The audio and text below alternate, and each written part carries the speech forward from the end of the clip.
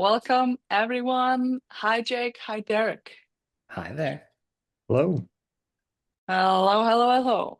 On this wonderful Wednesday, we're calling in from multiple locations in the world. I do believe the chat is available for you all. Thank you, everyone, for joining us. We'd love to hear where you are calling in from. So feel free to jump into the chat and tell us where you're calling in from. But let's get this started. People will probably continue to trickle in here and they'll catch up on us.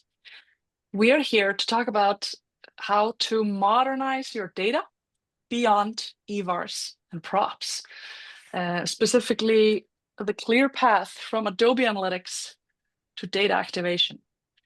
I am Steph, Olafsdottir, CEO and co-founder of Avo. And with me are Jake and Derek, and I will throw the ball over to them in a minute for brief introductions. Wanted to quickly walk you through what we are going to cover today. Like I said, introductions. What is data activation? Let's talk about that a little bit. Why modernize your data? Let's talk about that as well. What does it actually mean to modernize your data? What is the first step you can take towards it? When is the right time? And then some Q&A. So feel free to ask questions in the Q&A. I think even I have a quick, yes, exactly.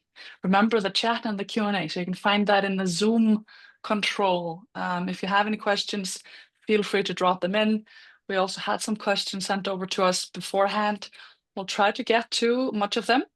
And if we weren't able to answer your question, please reply to one of our follow-up emails with the questions that you have. I also want to say, encourage you to continue the conversation after the webinar or during if you're excited by mentioning us on LinkedIn. We're all fairly active there. To join the Avo Slack community, you can join the righttrack.avo.app to request to join our Slack community there. But jumping over to introductions, and I'm going to throw the ball right over to you, Derek. Okay. Hey, everybody. So I'm Derek Tangren. I'm a senior product manager at Adobe.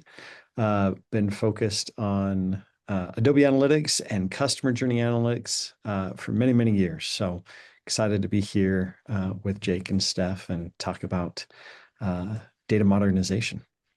Yeah, thank you, Derek. That was, of course, a very modest introduction. Derek has been a legend in the game for many, many years, and he's guided multiple enterprises towards the path that we are about to talk about today, being both very involved in Adobe Analytics and also, of course, customer journey analytics. Jake, over to you. All right. Thank you, Steph. Jake Winter, I'm principal lead at Adswerve. I've been here 2 years, focused on Adobe Experience Platform. To Steph's point, helping guide our clients through that journey, modernizing their data, moving from Adobe Analytics to CJA is one of our specialties. But then we're going to talk a little bit about today, activating that data, getting a little bit more value out of it, and using Adobe Experience Platforms for other use cases beyond just analytics. So that's what my team specializes in and helps our clients with. Before that, I was at Best Buy for 9 years. I've been doing analytics for 15 plus years. Been in the Adobe space the entire time. Nice. Thank you, Jake. It's been a pleasure for everyone here. I just want to say thank you, Derek and Jake, for joining us here today. It's been a pleasure to work with both of you. And I know you have so much insight to share. So I'm incredibly lucky to be joined here by you today. And I look forward to continue to share your knowledge here today. I am Steph. Like I said, I'm the CEO and co-founder of Avo. I might even have a slide here somewhere. It shows what Avo does. Yeah, Avo guarantees event data quality upstream. We will go more into it today. Most data quality platforms start thinking about data quality here when you are building your data products in your warehouse, observability there, or blocking things from entering your warehouse. But what we help with is, and what we firmly believe is, quality actually starts here when you're planning your data collection, you're implementing your analytics, and you collect your data with whatever method you have, and then you observe and monitor that this is actually according to specification. So I have been personally in data for, I'm a junior compared to these veterans here, but I think it's coming up on, it's about 13, 14 years now. Maybe it's similar. Can't believe it. Started off actually first in sort of very technical roles in genetics, and then moved into user experience analytics. I went straight into the modern data structure database, like data stack, and sort of jumped over the eVars and props world. So I have been going recently through the journey of learning the eVars and props world in the last few years, because of how many people and enterprises are coming to Avo to help us guide them from going from that world into the modern world. And I've been lucky to be able to work with Jake and Derek and other experts in the area to learn what that is all about. And that's what we're going to be talking about today as well. But I've been in user experience analytics for this entire time, for like 10 plus years, trying to activate data, doing data engineering, building data cultures, and that's my passion, building data culture. All right, from here, I am going to stop sharing my screen and actually launch a quick poll here. So I'm going to launch a poll, and I'm really excited to hear what the people here have to say about this. You should have a pop-up window somewhere on your screen now that asks you which best describes how your organization is using Adobe Analytics today. And feel free to elaborate on that answer in the chat if there's something in here that you would like to add a disclaimer on or something like that. But yeah, getting what we need from Adobe Analytics as is for analysis, using the clickstream data feeds into your warehouse, into your data warehouse for data activation, for example, personalization or model building or advanced analytics, using clickstream, but running into limits of legacy data structures. I'm going to let this run for a while. And while we have it up on the screen, I'm going to throw the ball over to Jake and Derek. Let's talk about data activation. While we have the survey running, what is data activation? What are the use cases of data activation? Let's start with you, Jake. Sure. So when we're talking to clients that are evaluating and looking at Adobe Analytics and deciding what to do next with that data, we often talk about use cases and understanding how they use that data. And when we talk about data activation, it's moving beyond just the reports and the workspaces that you use in Adobe Analytics, and thinking about how clickstream data, the events that you're collecting from your digital experiences, can power other things, decisions, experiences, models. And some of these teams that I know are on this call are already doing some of that. They're bringing it into their data warehouse, like we said, that second option. And maybe they're creating propensity models with that data. They're feeding it in and training different models with it. Or maybe they're doing like more advanced BI type use cases, mashing up that data with other data sets and visualizing it in Power BI and Tableau. What we are really focused on when we talk about modernization and activating data beyond just reports and analytics within Adobe Analytics is getting more value and providing more value to the enterprise with the data that you're collecting from your websites, that digital analytics data, powering more than just a report, powering experiences, journeys, etc. So that's typically what I talk about when we talk about use cases beyond just what Adobe Analytics is doing. Nice. Thank you for this, Jake. Derek, what would you like to add to this? Yeah, I think Jake summed it up pretty well. I guess I would add that from the Adobe lens, oftentimes when we talk about those concepts, we often refer to that as data actioning. Activation being a piece of that. We have kind of just with our Adobe speak that we kind of have sometimes when we think of activation, a lot of times we're talking about some of the use cases of taking that data and utilizing it in a tool like a CDP or more of those personalization type initiatives. But exactly like what Jake's talking about, you know, when I talk about data activation or, you know, what I would call data actioning, it's yeah, how can I take that data? What decisions am I going to make based on that data, and how can I better drive business decisions based on that? Again, the idea is that we get past this idea of simple reporting, and that we're actually using this to drive our business to have an impact on that. And hasn't that been what we've talked about for a decade plus in analytics team is we want actionable recommendations. Like, how are you going to do it other than providing that data to the enterprise to do that? So 100%. Yep.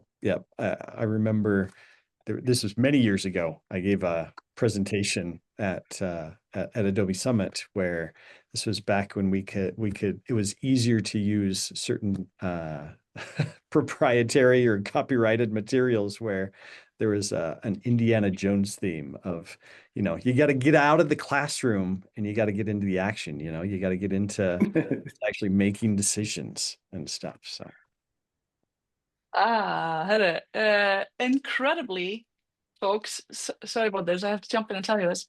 Incredibly, the electricity just went out in my office, which is crazy.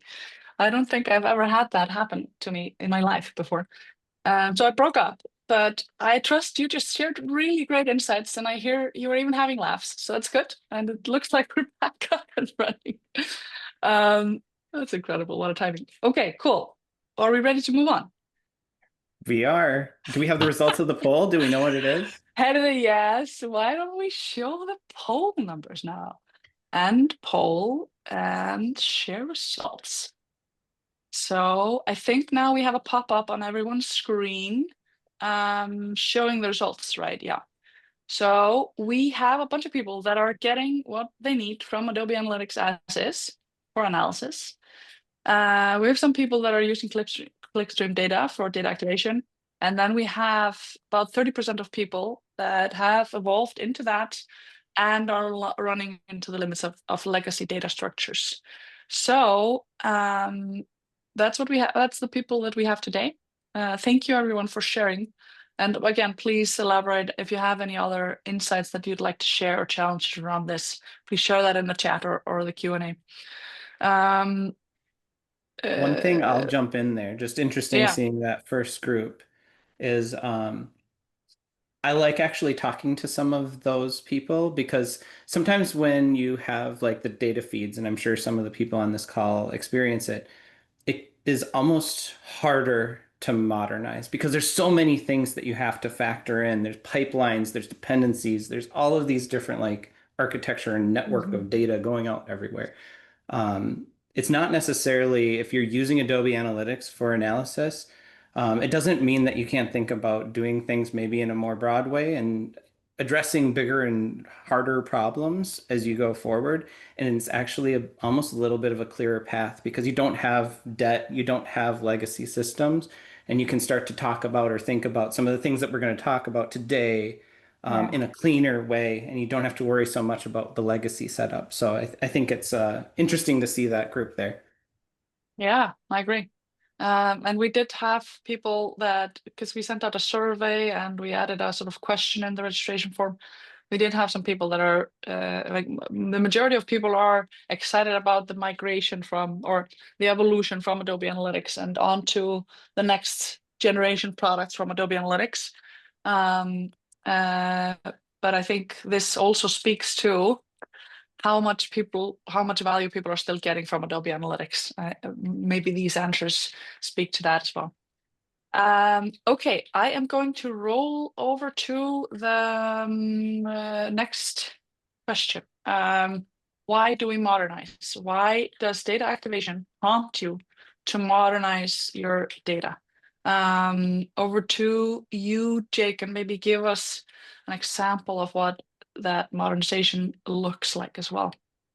Yeah, so while we were talking about activation, we mentioned like bringing data into a data warehouse. And this is where a lot of times consumers of the data aren't going to necessarily be familiar with your Adobe Analytics implementation or know all the speak and understand what visits are and all of the like nuances of props and eVars that you've set up. And you've probably encountered it if you have put that data into a data warehouse. You end up with a small number of people that end up as the experts, or you need a whole transformation layer where you've got to Mm-hmm. translate eVar 14 into a product ID or something like that. Um, and it makes it harder and less approachable for people to use that data for other use cases that extend beyond just reporting and analytics. It adds an additional hurdle there as you think about trying to put together a propensity model. What are the features that are going in? I don't know what eVar 21 is or Prop 13 is. So what we focus on when we're talking about modernization and when we prepare a client for moving to CJA, because that's what a lot of Adobe Analytics customers are currently evaluating right now, is getting away from that kind of Adobe speak, that Adobe language, because these use cases are spilling out of Adobe Analytics. We need to talk about data in a new way. And it starts with how the data is structured. So moving to a more semantic structure. So when I say semantic, like describing things for what they are. A search term is a search term, not eVar 30. When Exactly. it's Yeah. actually structured that way, then it becomes more available, more approachable, more accessible, and you have that concept of data democratization that people can actually use it. People can incorporate it into those models confidently and knowing what that data is being sourced from. And they don't have to worry about, oh, was it actually eVar 20 or did it change to eVar 30 or something like that? Yeah. Yeah, Exactly. I think sorry, Steph. No, go But ahead. Take it just away. as you're talking about that, I kind of rewind the clock just a little bit and think about, prior to us developing customer journey analytics, we were hearing a lot of those same things from customers that, why do we need to translate our data structure into this concept of eVars and props, this very rigid Mm-hmm. Adobe specific structure? Why do we need to do that? And so it got us thinking and evaluating, what do we need to do in order to move into a more modern type of approach? And so when we started developing customer journey analytics, we recognized that in order to meet the growing demand and the changes that were happening in the industry, we needed to build that on a system that had the ability to support an extensible and fully customizable data model. Mm-hmm. And so that's where we landed this concept. Some of you may be familiar with XDM in the Adobe Experience Platform. To be able, Experience data model for the audience. that's right. Yep. Yeah. And so what that facilitates, or what that means, or what that opens up, is the ability to do exactly like what Jake's describing, in that you name things what that semantic name. You don't have this concept of eVar or prop that's very, again, very rigid. So other concepts that we would hear is that people would, organizations would come to us and say, well, you have this concept of a product string, that, if we take a step back from that, it's an object array, is the conceptual piece of that. And so because of the rigid structure of Adobe Analytics, it made it challenging for us to say, well, yeah, you can have 5 of those, you can have 10 of those, or you can structure it however you want. And again, that's kind of where we've taken things in terms of you define what that structure is, and as your needs evolve, then that's where you can start to answer additional business questions. But you don't necessarily need to put it into this rigid structure. I think Yeah, I love excellent. the products example because what we see in a lot of our clients is they're not retail, but they're forcing, because products is the only array that otherwise than list vars, but it doesn't have the same flexibility that the products array has. Is they slam other things into products, and that like it's applications or other different representations of products or content. That could be another one. That they make decisions about their data model that force it into this predefined data model. Whereas what we're going to talk about and what we encourage when we think about modernization is do it in your own language, do it in your business's language and how they think about data. And then the tools accommodate that. CJA accommodates for that. Evo structures it and defines it. And I think that's really a focus about modernization, is no longer adhering or following these rules that Adobe Analytics has set just because it was built a long time ago and it was used for a really specific use case. It was good at it, but times have changed. Yeah, both 100%. the use cases were maybe more direct, but also just the technology. Like my assumption is always, you just had a table and you had 100 columns and they were just called eVar 1 to 100 and you had to just map them over there. So we've gone a long way in just data infrastructure since then. And that's why we're able to think about things in a completely different way today, which is great. Thank you, technology. Okay, good. And so what I brought up on the screen is sort of just an example of this map that people are then building when they're evolving their data. So you can see things like something like authentication method or cart product categories or something like that could be mapped to something like an eVar 20, and you're able to document that here. And I will go better into that later. Let's move to, what does modernizing your data actually mean? We've already established these examples of what the literal modern versus legacy data structures can look like. Let's take it further. Let's talk about the data layer. Oh, what does a modern data It all layer look starts at the like? data layer, Steph. It all starts and ends at the data layer. Okay, at least starts. Let's not say that it ends at the data layer. What does a modern data layer look like compared to a legacy data layer? And I guess sort of like that will be probably implicit in your answer, Jake. But why does an event-driven data layer matter also for activation? Sure. So a lot of Adobe Analytics, we're talking a lot about so far props and eVars, but even that is built maybe in a take management solution, and you're mapping it to a data layer, I hope. Some people out there are maybe still DOM scraping, picking things out with CSS selectors and things like that, but anyone kind of advancing along that maturity curve has some representation of a data layer in place. Why we focus on the data layer when we talk about modernization, like we were just saying, it all cascades from there. And that's kind of your first opportunity to structure the data in your business's language. So we focus on getting it right when you define it at that data layer level. Older data layers were maybe initialized at the page level. So you might have like digital data, the W3C definition from a decade ago. And it allows you to add different attributes at a page level. But there were limitations with that. And I still see, I would say maybe up to 30, 40% of implementations still have some representation of this page level data layer.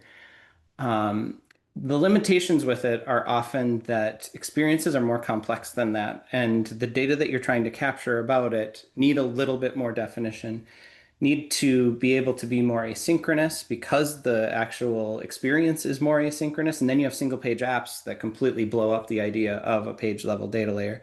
So as data is Exactly. changing, as you're working with the data, with the experience itself, the data is changing. You don't have an effective way to update it and then send events based off of it. So that's where the event-driven data layer comes in. And that's one of the things that we emphasize with. So I'm on Adobe Analytics and I'm thinking about moving to CJA, and I want to modernize. What's the first thing I can do? Put in an event-driven data layer. It allows you to structure the data that we're talking about right now in a way that reflects the experience, it reflects your business, and it separates and creates that layer of abstraction between your implementation of Adobe Analytics and your data layer itself. Mm. Yeah. And I want to maybe talk about also here, and I'll share my screen, how Avo can support with that. Go here. You can Yeah, see and my that's what I've screen, loved, right? to your point, like what I've loved about Avo is the data layer can, a lot of times, like you said at the top, we monitor data quality later after the data's already been Mm. sent off in a network call, or we scrape the site and run some bots on it and see what's been sent and what hasn't. Um, I love that Avo kind of This. graphs onto the data layer itself, and it helps Yeah. you define it, one. I love some of the like naming convention things. Like you can set which case. If you're going to use camel case, Avo will yell at you if you don't consistently use camel case for your event names or the data that's being sent within an event. And it can And actually just to help you jump in enforce. there, that's like a seemingly minute detail that casing matters. It's But anyone huge. who's ever worked with data knows that you get all of the permutations of your event structures, depending on the casing that you're sending your data in with. And this means if you don't have consistency in your naming convention and the names of your event names and property names, it means that when you are trying to give multiple people in your organization access to leveraging the data, increasing their data literacy and data trust and data access, they will be missing out on insights and reporting wrong insights if you have multiple versions of like the same event with a few different casings. So this is something that is like a hidden problem to many people, but it's such a huge thing. And that's why we built exactly that. But back to you, Jake, exactly. The naming convention and the planning part. Yeah, and I mean the other thing that I think can help is that immediate feedback of is my data layer behaving the way that it should be? So frequently, like you're saying, on one page on my PDP, maybe product is being structured one way, but it's an ID, it's maybe being set at a style level or at a different level, a variation level. On a different page. And that's where a lot of times we don't have the tools to monitor the data layer. We're always watching what's happening downstream from it, what it's getting mapped into.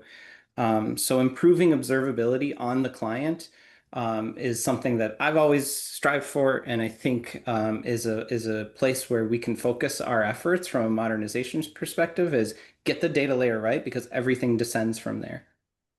Yeah, thank you. Exactly.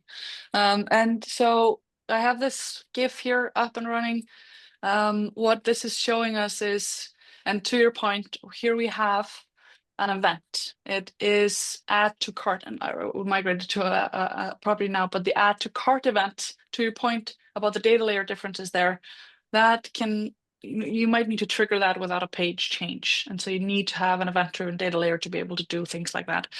And so what's happening here is you're in the add to cart event.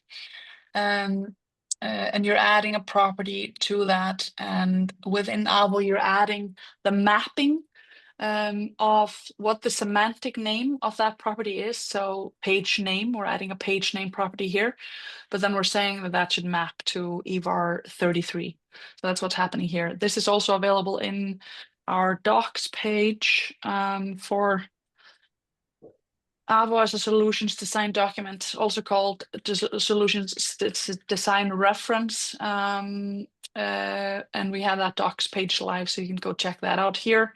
You can go to out.app/docs and search for SDD or SDR, but this is the link as well if you want to sort of write that down here. Here we are helping people manage the transformation. And that's maybe just, this is a great segue into our next question. What is the first step I can take? Because maybe some people here are already thinking about getting budget. They're maybe working on making a business case to invest in new tools that are around data activation, or investing in the modernization of data or something like that. But how do I start bridging my evolution from legacy to modern? What's the first step I can take to modernize my data? Let's start with you, Jake. Yeah. And I touched on this a little bit on the last question, but it really is shoring up that data layer. So I will frequently see customers that are across multiple sites. They have maybe digital data on one and an event-driven data or partial event-driven data layer implemented on another page or another section of the site. The best investment you can make as you think about what comes next after Adobe Analytics is getting that shored up, getting it standardized, getting it documented, so that when it comes time for these more modern tools to come along that consume data in a more structured way, your data layer basically just cascades from there. So the semantic names that you're designing in your data layer can then just be brought in as dimensions within CJA, or brought into AEP as different attributes that are going to serve as audiences that get created in CDP. It becomes the same language that you're speaking in the data layer as how you're using the data. We don't have any separation. We don't have any transformation in between those two. Mm-hmm. Yeah. I would love to expand on it, but Derek, over to you.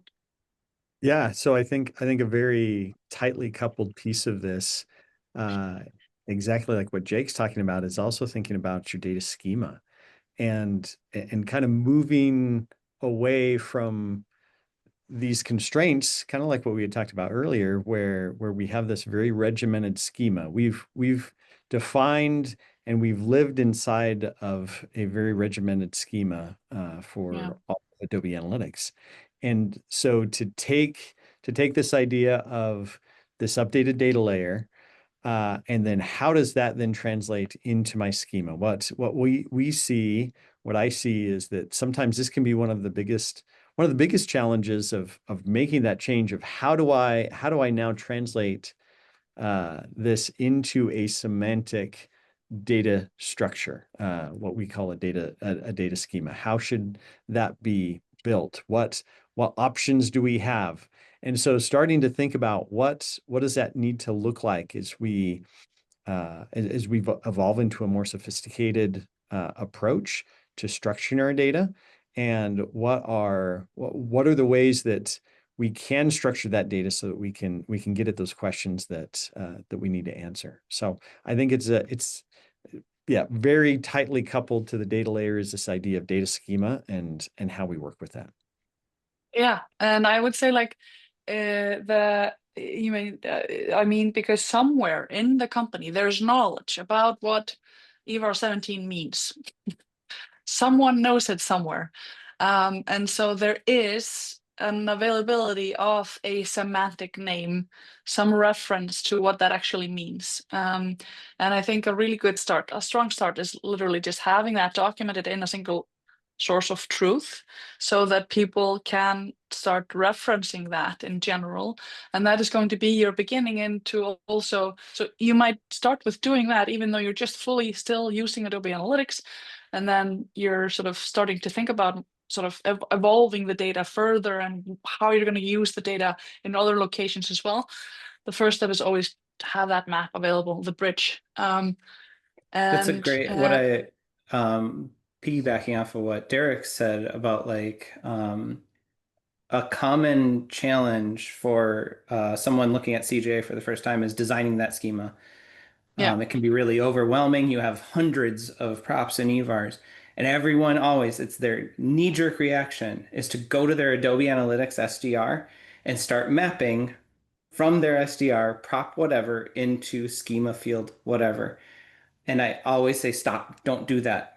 Throw away your old SDR. All I care about, assuming they've done the work, the diligence of getting a nice data layer in place, start with your data layer. That's how you talk about your data. That's how your developers talk about your data.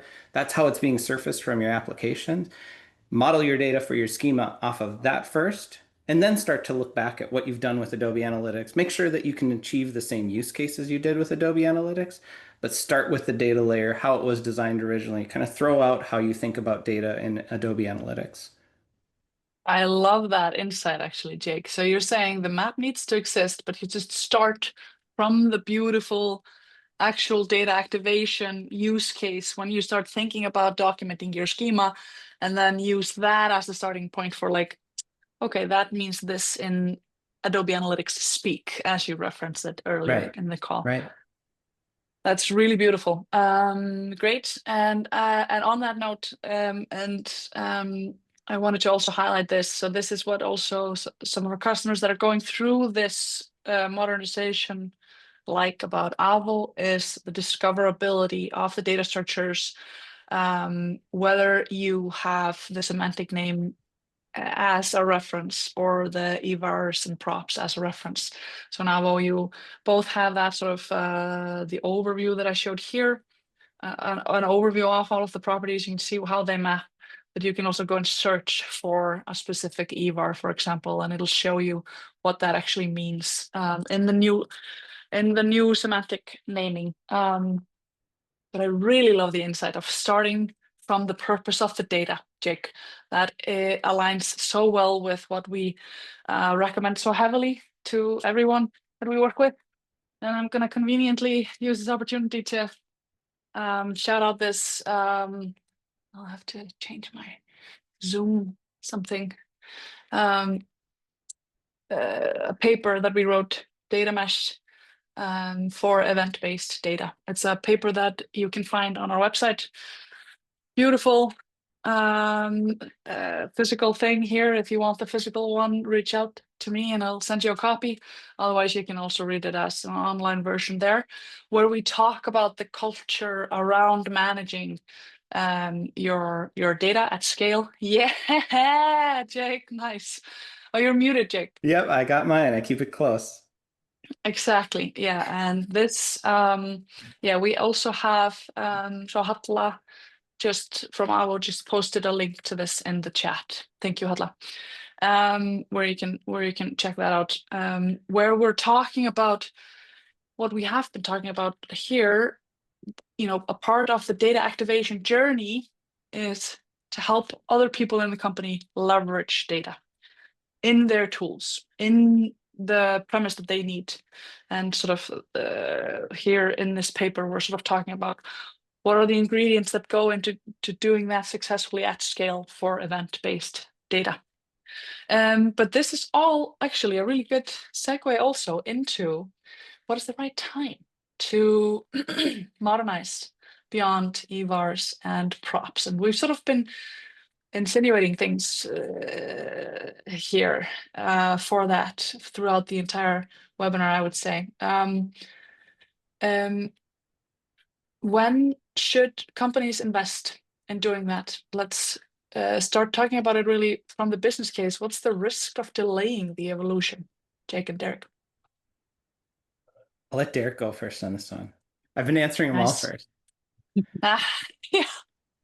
Yeah. So from my perspective, I think, that there is a level of risk avoidance. At the same time, I think like a lot of the things that we've been talking about, I think there's an opportunity cost with not moving forward. And there are insights and ways of working with your data that you could be taking advantage of.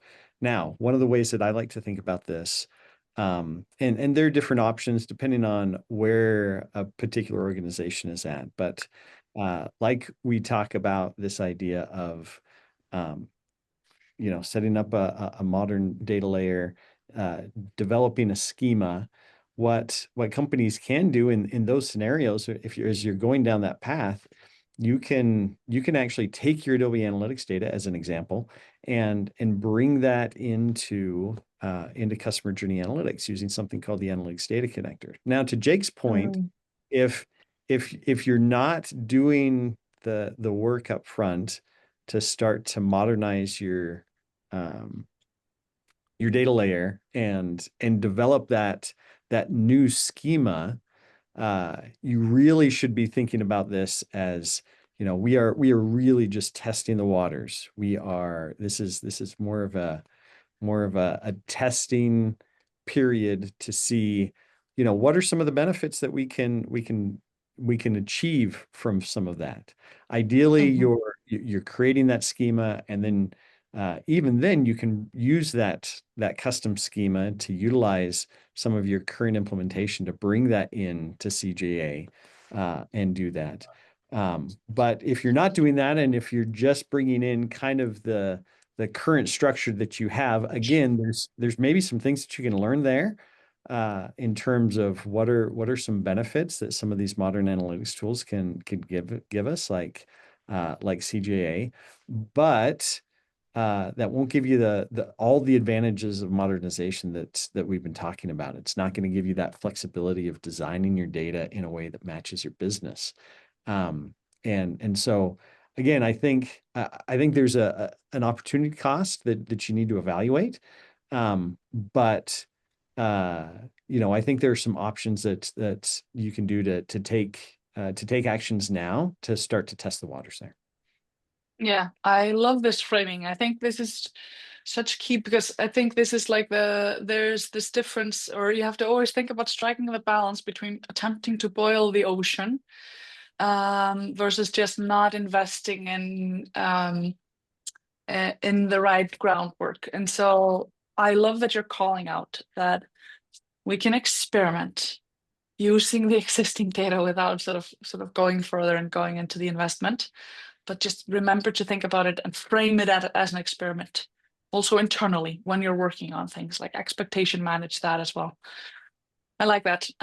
Jake, what would you like to add to that? What are the challenges of heading into data activation and trying to adapt tools to your old eVars and prop structure? I know you've already covered a few of these points already on this webinar. Yeah, and I know a lot of our clients that have kind of taken a first look at CJA. Will essentially, it's easy. You will use their Adobe Analytics data to explore it, to check it out. And I think that's a really good point that Derek's making, is like treat that as an experiment. Learn what you can from it so that you can know what type of value your organization is going to get out of, like, for example, if you moved forward with CJA. But thinking about it more big picture, and thinking about what's your plan going to look like to fully modernize, not just throw another tool into the stack and continue to not necessarily own your data, but how I talk about it is there's a difference between kind of like taking data as a byproduct, and that's what a lot of this guide is about, is taking data as a byproduct from your tools, which is what Adobe Analytics is all about, is you get it however it's structured, and instead thinking about your data as a product.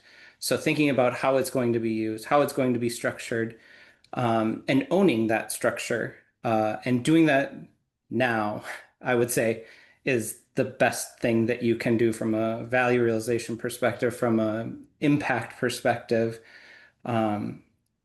And that can be at a data layer level. Like, you don't have to have CJA, you don't have to own CJA or be purchasing it to start thinking about it in that way. You can do like what we're talking about, which is zooming up out of your props and eVars that you're using. You You can still continue to use Adobe Analytics, but start thinking about your data in new ways and structuring it so that when it comes along, when those other options come along for modernization, new tools that you want to implement, which most of them are going to use the data in a more modern structure, that you're prepared and you're ready and you can take advantage of it. It doesn't mean you have to completely abandon Adobe Analytics right now, though. Yeah, exactly. And you're going to get Okay, a good. benefit too of data quality. Like there's no denying that as you focus on that data structure and kind of shoring up that data layer, your Adobe Analytics implementation will improve as well because you'll have better data fueling it. I think too, Jake, there's Oh.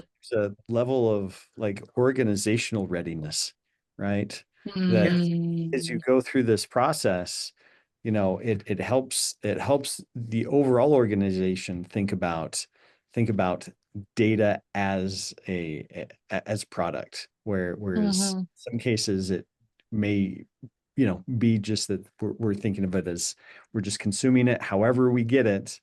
And you can organizationally, you can start to maybe change some of the perception there. Yeah. We have these things also covered in the paper. I'll give you a brief view here, the data mesh principles, thinking about your data as a product. So I encourage you to check up on this, check this out. We are about to sort of start wrapping, and we've had a few questions come in, both ahead of time and also in the Q&A right now. I want to highlight that I have shared the links that we've shared so far in the chat, and we can share that also as resources after the webinar in a follow-up email. So this is the docs page that I shared earlier again, and I just shared a few links in the chat now to the white paper that we've just talked about, the docs page about how to use eVars, the solutions design reference or the solutions design document when you're sort of going through the planning phase of thinking about your schema, your new schema, and then how the old schema maps to that. And then Jake's guide to evolving from Adobe Analytics to CJA, really, I would say, where he covers a lot of the sort of the gotchas that we've been covering today as well. So before we move into key takeaways, I want to jump into some of the questions. So we have, yeah, this is a good one. Why should I document and govern my Adobe Analytics data structures if I'm working on retiring them? And I like that question. It sort of speaks a little bit to what you were saying, Jake. I mean, you almost don't want people to document them, at least not as the first thing. You want to start on the other end. Like, what is the future use case?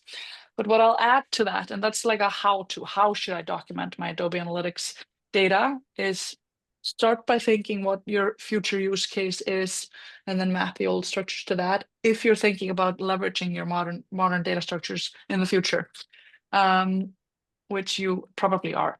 But I want to say that there are two reasons why it's important to start documenting your data in something rigorous. You can start with a spreadsheet, Confluence page, whatever. Obviously, I've always built for this as well. To start documenting your data even before you start your evolution into CJA or other modern data activation use cases. Number one, historical reference. Number two, and I'll go into both of these, fixing your data release management processes ASAP. Because, okay, let's go into one.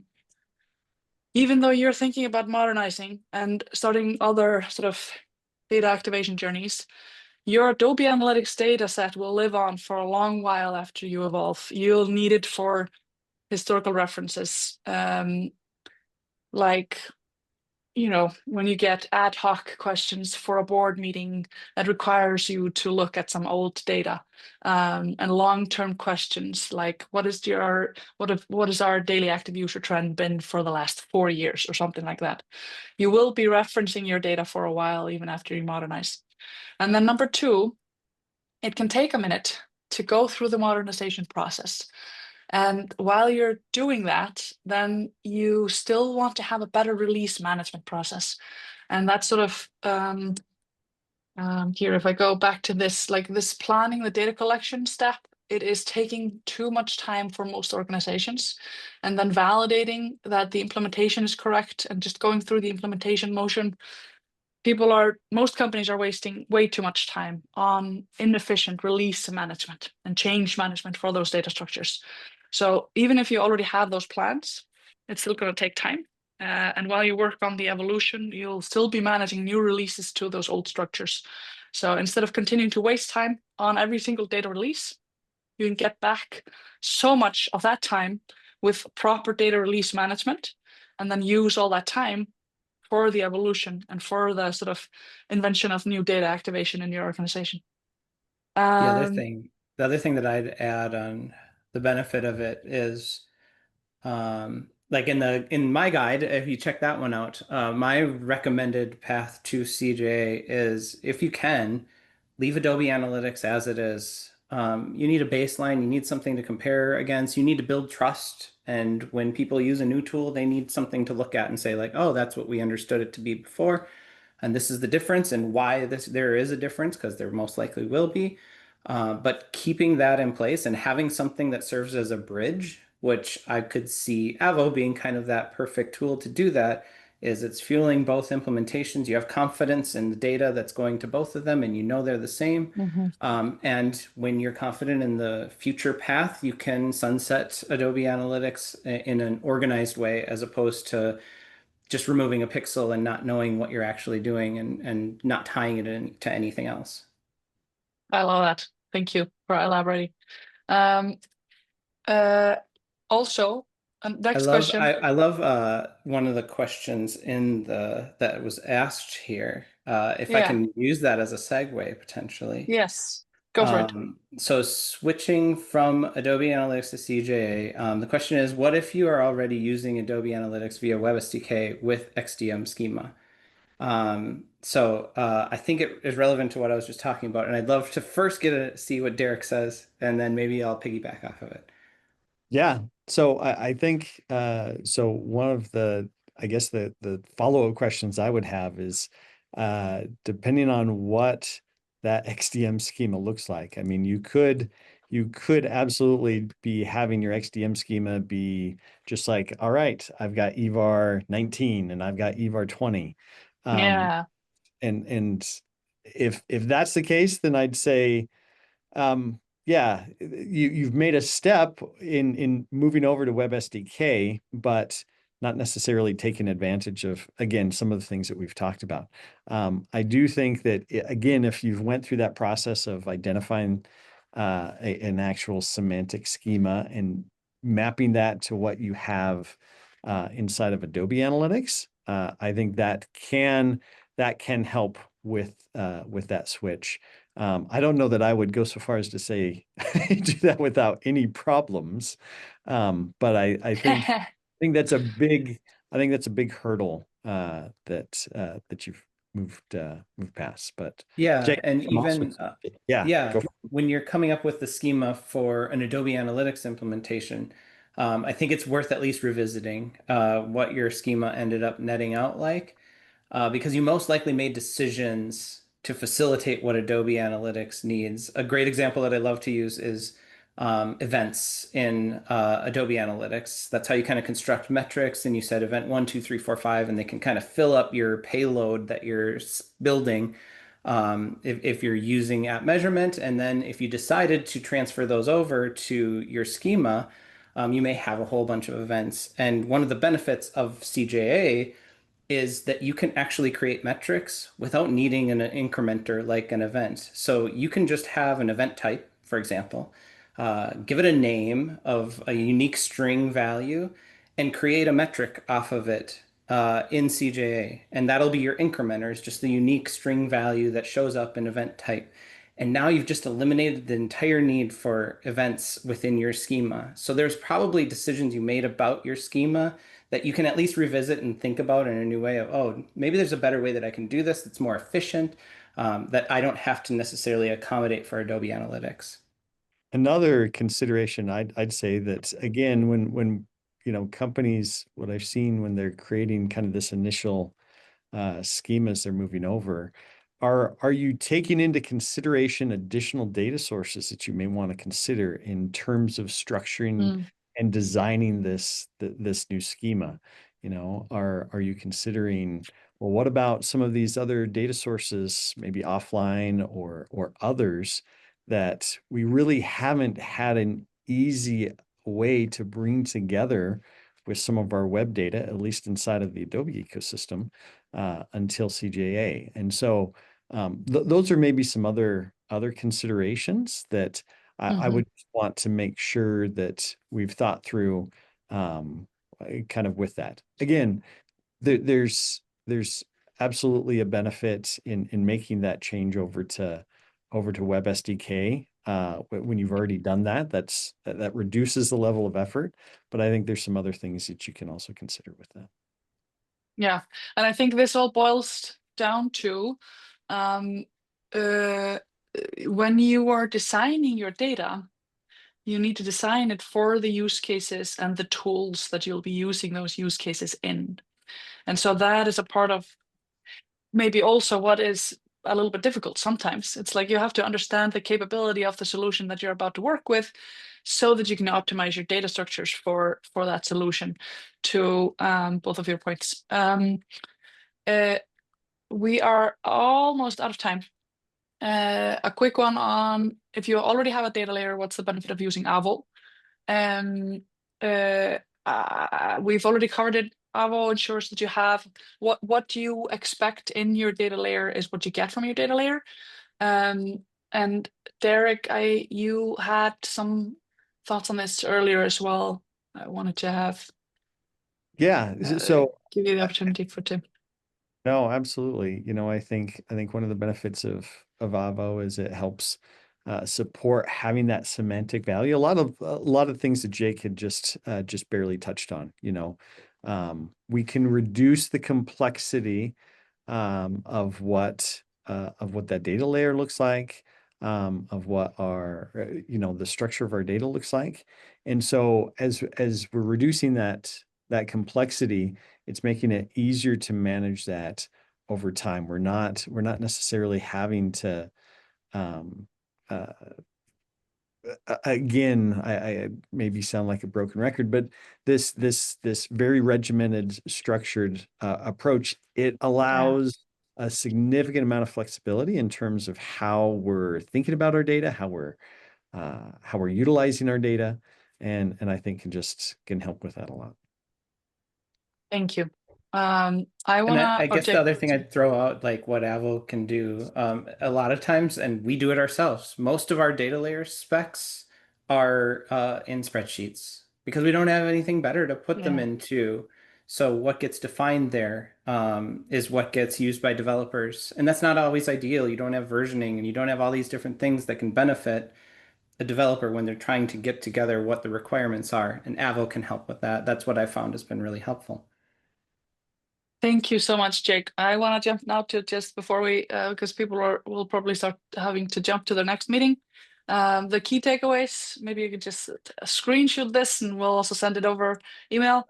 I want to reference one other question that it was from an anonymous attendee. Based on your experience migrating to Web SDK collection logic from legacy app measurement, what can we reasonably expect the level of effort to be? Are there any automated solutions out there to support this effort? We don't have time to cover this now, but I encourage you to just reach out to Jake. He's an expert in exactly this. So the key takeaways, data activation is personalization, advanced analytics models, etc. The semantic first unlocks data activation instead of having the rigid data structures. Evolving to modern data is doable. First step to modernizing data is building a bridge and bridging the evolution. And you can use also platforms to that. Most of us are using spreadsheets that don't scale, but they're a great start though. And of course, you can use Avo to do that as well. And now is the time as well. So Thank you all so much for joining us today. Again, we would love for you to continue the conversation. So if you have any questions that we didn't manage to cover here, you can reach out to us. We're on LinkedIn, we're active there. You can mention us in a post or send us a message or something like that. I know and feel like we need to have a follow-up webinar where we're actually talking about data cultures and thinking about how we're building the organizational structure and the organizational readiness to activate more parts of the organization to get ready for data activation. So I think we probably have to have a part 2 for that. Jake, Derek, thank you so much for a great conversation today. Thank you everyone for joining. And we look forward to seeing you on the next webinar. Thank you all. Yeah, thanks everybody. Thanks, Steph. Thanks, Jake.